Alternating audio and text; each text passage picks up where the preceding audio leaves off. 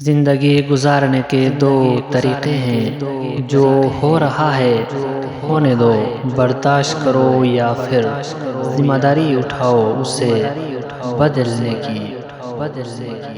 کوئی کتنی ہی ناانصافی کر لے، آخر میں انصاف تو اس ذات نے ہی کرنا ہے۔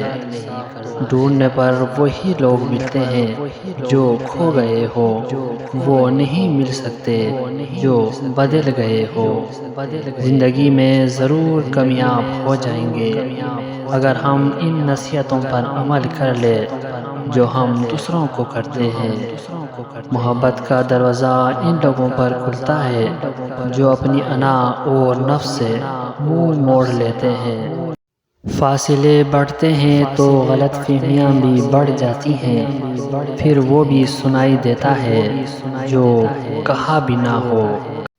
میں گناہ ایسا کرتا ہوں جیسے وہ دیکھ نہیں رہا، اور وہ معاف ایسا کرتا ہے جیسے اس نے کچھ دیکھا ہی نہیں۔ دنیا کی سب سے بڑی خوشی یہ ہے کہ اپنے والدین کو اپنی توجہ سے خوشی دینا۔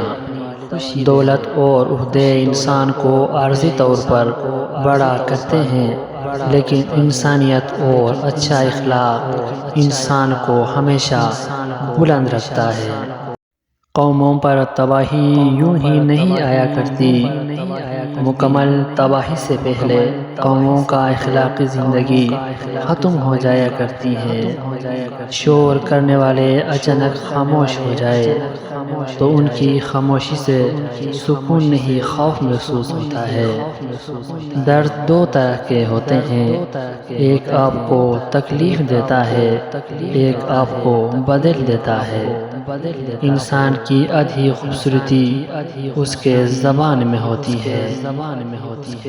دنیا میں جو چیز کم ہے وہ سچائی اور امانت ہے، اور جو چیز زیادہ ہے وہ جھوٹ اور خیانت ہے۔ جس عورت کے اندر یہ چار باتیں ہوگی تو اس کا شوہر اس پر عاشق ہو جاتا ہے۔